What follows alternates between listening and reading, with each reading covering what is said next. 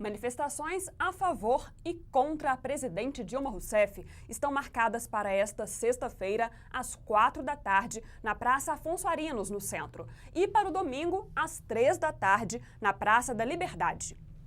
Continua conosco o cientista político Malco Camargos. Malco, no último bloco a gente falava a questão da corrupção. E a gente sabe que 10 dos 15 deputados indicados para compor a CPI da Petrobras também receberam nas últimas eleições doações dessas empreiteiras investigadas. Ou seja, é uma coisa meio sem saída. Você tira de um lado, mas pode cair no outro. Houve um discurso muito forte na campanha passada, na campanha presidencial passada, que a corrupção está alojada no PT. Infelizmente, isto não é verdade. A corrupção tem feito parte do nosso sistema político e também da iniciativa privada. Só que a iniciativa privada não vira notícia, na área pública vira notícia. A corrupção está alojada principalmente no nosso sistema de financiamento das campanhas. E como a gente pode ver, a própria Operação Lava Jato mostra isso, se você fazer um escrutínio, fazer uma análise dos principais doadores de campanha, a gente vai observar que eles são os mesmos e transitam em todos os partidos. Ou seja, é necessário a reforma política para mudar a lógica do financiamento eleitoral. O financiamento eleitoral torna os nossos representantes, não representantes do povo, mas reféns de quem sustentam as campanhas eleitorais.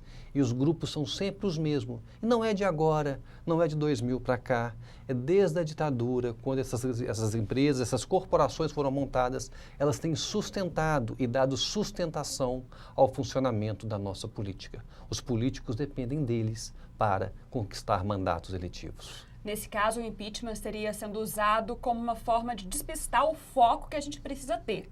Que é uma reforma política, eleitoral, combate à corrupção? Sem dúvida. Agora, tem um risco que me preocupa muito, Raquel.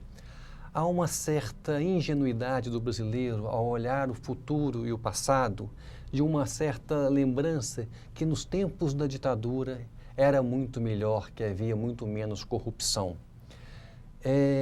Não há nenhum elemento para que isso possa ser afirmado. Na época da ditadura, o que nós tínhamos eram menos controles. E, felizmente, o controle melhorou muito nos últimos anos. E a investigação também. E a investigação, o Ministério Público independente, como a gente viu a ação agora, um judiciário capaz de levar a punição, como levou no Mensalão.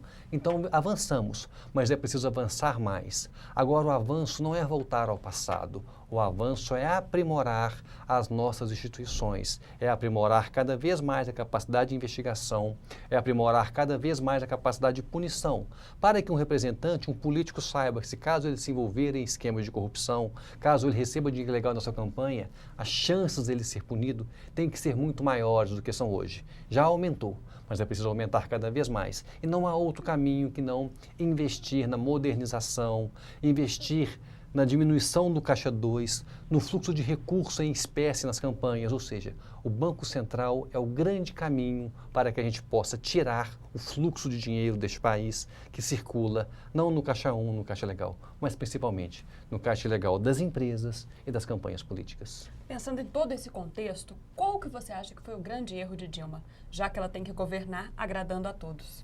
Dilma está pagando um preço por uma estratégia que não é incomum.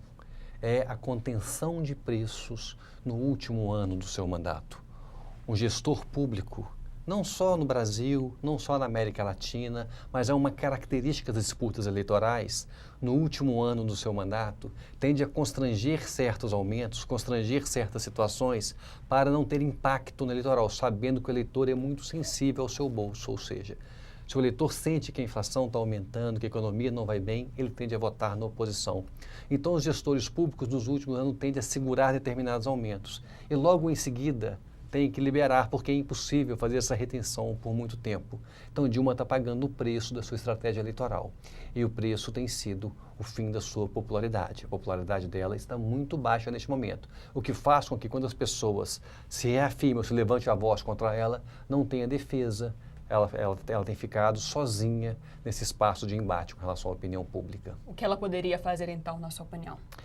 O que ela fez no dia 8 de março, quando ela foi para a televisão, ao tentar se relacionar diretamente com os brasileiros, por mais que tenha sofrido vaias, se conseguiu fazer com que a mensagem chegasse a alguns. Ela tem que assumir essa liderança. Se está difícil falar para todo o Brasil, se há mais resistência, há espaços que ela transita bem. Essa semana mesmo ela esteve no Norte e foi muito bem recebida.